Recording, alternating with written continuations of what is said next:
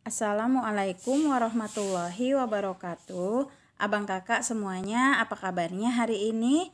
Semoga semuanya dalam kondisi sehat, baik, dan semuanya kita tetap dalam lindungan Allah Subhanahu wa Ta'ala. Dan pastinya abang kakak masih tetap semangat ya untuk mengikuti pembelajaran daring kita hari ini. Bertemu lagi dengan Miss Karmila di hari Rabu tanggal 13 Januari 2021. Abang kakak, sebelum kita mulai pelajaran kita, marilah sama-sama kita membaca basmalah dan doa belajar terlebih dahulu. Bismillahirrohmanirrohim.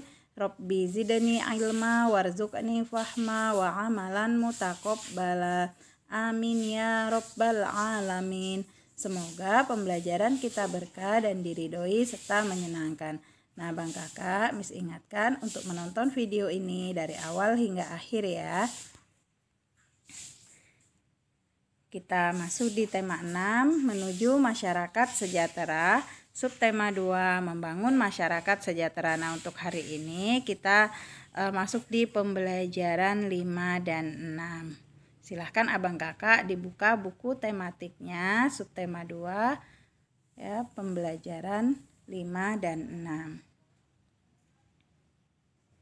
6. Tujuan pembelajaran kita hari ini, yang pertama, dengan kegiatan membaca, siswa dapat menjelaskan pentingnya pelaksanaan hak sebagai warga negara. Dan yang kedua, dengan kegiatan mengamati gerak tari daerah, siswa dapat menunjukkan gerak tari kreasi jenis tunggal dengan tepat. Oke, abang kakak, kita awali dengan materi PPKN. Di desa tempat tinggal Beni sedang diadakan pemilihan kepala desa. Beni bertugas menjaga adik di rumah karena ayah dan ibu Beni ikut memilih di balai desa. Ayah dan ibu Beni telah mendapatkan haknya sebagai warga negara Indonesia, yaitu hak mengemukakan pendapat melalui pemilihan kepala desa. Hak ini termasuk hak dalam bidang politik. Sudahkah kamu mendapatkan hakmu sebagai warga negara Indonesia?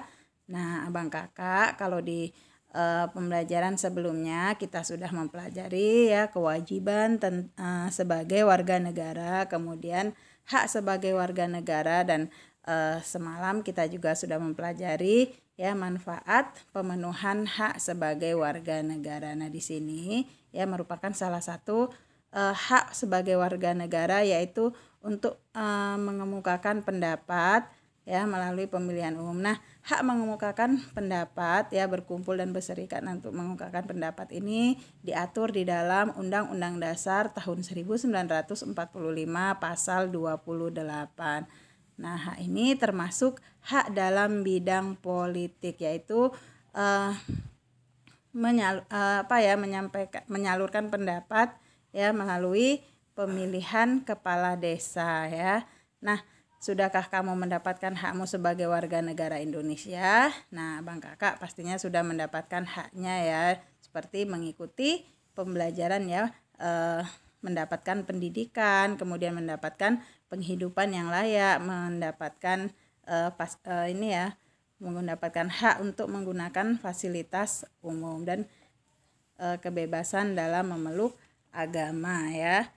Nah, abang kakak perhatikan pada gambar berikut ini. Nah, di sini adalah gambar ya pelaksanaan pemilu ya, pemilihan umum. Nah, abang kakak meskipun belum pernah mengikutinya, namun abang kakak pasti sudah pernah melihat ya, mungkin di daerah tempat tinggal abang kakak ya pernah dilaksanakan ya pemilihan umum atau pilkada. Nah, kalau abang kakak ingat ya, tentu masih ingat ya, di bulan Desember kemarin ya di Kota Medan itu juga dilakukan pilkada, yaitu pada tanggal 9 Desember, yaitu pemilihan kepala daerah, yaitu memilih wali kota Medan ya. Nah, jadi dalam pemilihan tersebut ya warga negara yang sudah memenuhi syarat, nah itu menyalurkan pendapatnya dengan mengikuti pemilihan tersebut. Namun kondisi kemarin itu tidak sama seperti di gambar ya. Kalau di gambar kan itu kita lihat mereka antrian ya, kemudian menunggu gilirannya itu ya, mereka nampak berkumpul. Nah, tapi kalau pada pemilihan di bulan Desember kemarin, nah itu karena kita pada masa pandemi, jadi itu ini ya menerapkan sistem social distance, jadi tidak berkerumun seperti itu. Nah, setiap warga negara Indonesia memiliki hak mengemukakan pendapat dalam berbagai bentuk. Hak mengemukakan pendapat dalam pemilu ada batasan umur, yaitu setelah berusia 17 tahun atau sudah menikah. Melaksanakan hak dalam pemilu sangat penting demi kesejahteraan bersama. Bagaimanakah pengalamanmu dalam melaksanakan hak sebagai warga negara Indonesia? Nah, Abang Kakak, jadi untuk mengikuti pemilu atau pilkada, nah warga negara yang berhak mengemukakan pendapatnya yaitu yang sudah berusia 17 tahun atau sudah menikah. Nah, pengalamanmu dalam melaksanakan hak sebagai warga negara Indonesia, nah tentunya ya tadi seperti di awal sudah disampaikan ya. Nah, Bang Kakak sudah mendapatkan hak untuk mengikuti pendidikan. Nah, kalau dalam hal mengungkapkan pendapat, nah misalnya kan di rumah juga Abang Kakak ya kita berhak untuk mengungkapkan pendapat kita. Nah, kalau di sekolah, nah misalnya dalam pemilihan ketua kelas ya, atau sedang diadakan rapat kelas, nah kita pun juga berhak ya, Abang Kakak berhak untuk mengungkapkan pendapat Abang Kakak ya. Nah, berikut ini ada teks bacaan. Nah, ayo membaca. Di sini Miss akan bacakan dan Abang Kakak ikuti ya dari rumah. Silahkan dibuka buku tematiknya tema 6 ya. Mengapa harus melaksanakan hak?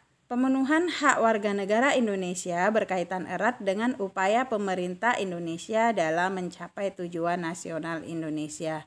Kamu tentu sudah memahami tujuan nasional Indonesia sebagaimana tercantum dalam pembukaan Undang-Undang Dasar Negara Republik Indonesia tahun 1945 alinea keempat.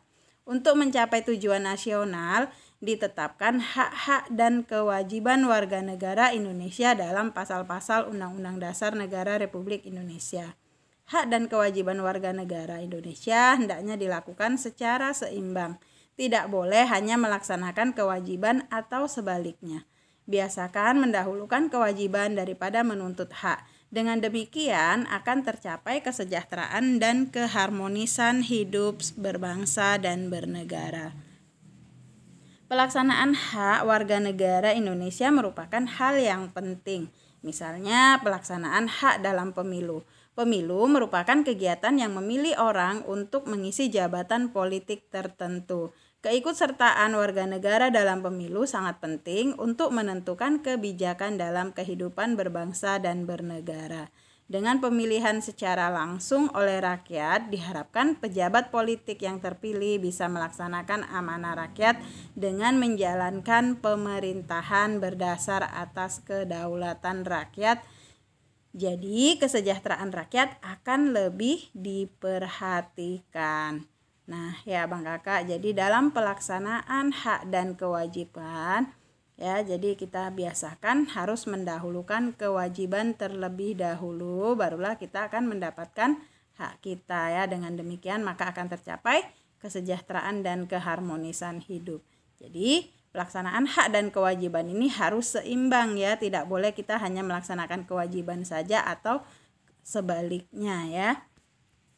Nah, sekarang latihan untuk Abang Kakak di rumah. Nah, di sini ada 2 pertanyaan. Nanti silahkan dijawab pertanyaannya. Yang pertama, apa pentingnya melaksanakan hak berdasarkan bacaan di atas? Nah, di sini berarti Abang Kakak menjawabnya berdasarkan teks bacaan tersebut ya. Yang mengapa harus melaksanakan hak.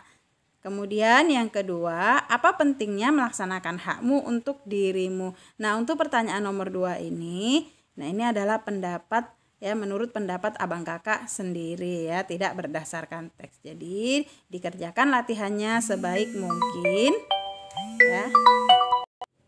Oke, Abang Kakak, jadi dikerjakan latihannya sebaik mungkin ya, dan jangan lupa dikirim melalui WA Miss Carmila.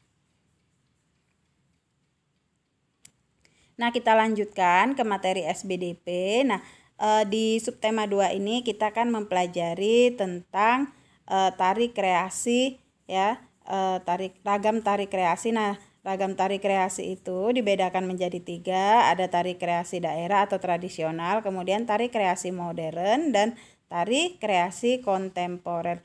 Nah, untuk bentuk gerak tarinya itu ya dibedakan juga menjadi 3, ada tari tunggal, tari berpasangan, dan tari berkelompok. Nah, di sini kita akan mengamati gerak-gerak bentuk ya dari tari tunggal berikut ini. Nah, gerak tari berikut merupakan lanjutan dari gerak tari pada pembelajaran 4. Nah, pada pembelajaran 4 semalam ya kita mempelajari tari kelana topeng yang berasal dari Yogyakarta, yaitu merupakan tari tunggal ya yang dilakukan oleh ini ya laki-laki. Nah, gerak tari. Nah, hari ini kita akan mempelajari gerak tari yang bertemakan kepahlawanan. Nah, berikut gerak-gerak tari bertemakan kepahlawanan tersebut. Yang pertama ya, jadi berlari-lari kecil, membuat lingkaran ke kanan lalu ke kiri. Kemudian meluruskan tangan kanan ke kanan dan kaki kiri ke arah kiri jinjit. Nah, perhatikan gerakannya ya abang kakak. Jadi ini gerakannya pertama tadi adalah berlari-lari kecil, membuat lingkaran ke kanan lalu ke kiri. Jadi kita lihat, nah ini membuat lingkarannya searah dengan jarum jam ya. Nah, hitungannya 1 sampai dengan 8. Nah, di sini properti yang digunakan yaitu ya memegang tongkat. Jadi di sini bisa digunakan ya kayu ya, tongkat kayu. Nah, jadi membuat lingkaran ya, berlari-lari kecil membuat lingkaran ke kanan dan ke kiri dengan hitungan 1 sampai dengan 8. Nah, kemudian ya berikutnya dalam ini kan dilakukan ya 2 kali 8 hitungan sesuai hitungan di atas. Nah, kemudian ini berbalik arah lagi ya. Nah, menghadap samping. Nah, kemudian yang terakhir pada hitungan ke-8, nah ini sudah menghadap ke arah depan ya, dengan kaki kiri dijinjitkan dan tongkat diangkat ya ke kanan. Nah, jadi karena kita tidak belajar tatap muka langsung, nah abang kakak bisa mempraktikkannya di rumah ya dengan menggunakan tongkat kayu. Nah, kemudian di gerakan yang kedua yaitu memainkan tongkat. Tongkat diluruskan ke atas ke samping kanan. Kemudian lurus ke atas lagi dan ke samping kanan kembali. Perhatikan arah pandangan kepala sesuai gambar.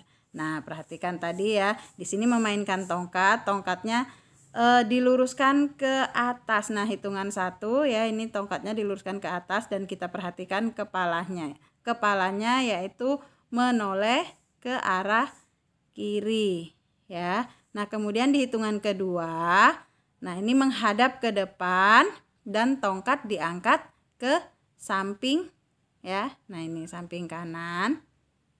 Nah, kemudian hitungan ketiga, nah kita perhatikan, nah tongkat diangkat diluruskan ke atas kembali seperti gerakan yang pertama, tetapi kepala menoleh ke kanan ya. Jadi yang membedakan gerakan pertama dan kedua ya, hitungan pertama dan hitungan ketiga ya.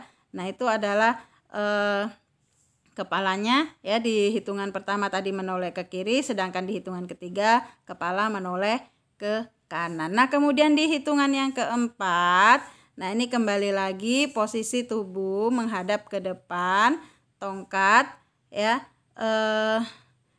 diangkat ke samping kanan dan menghadap ke depan ya.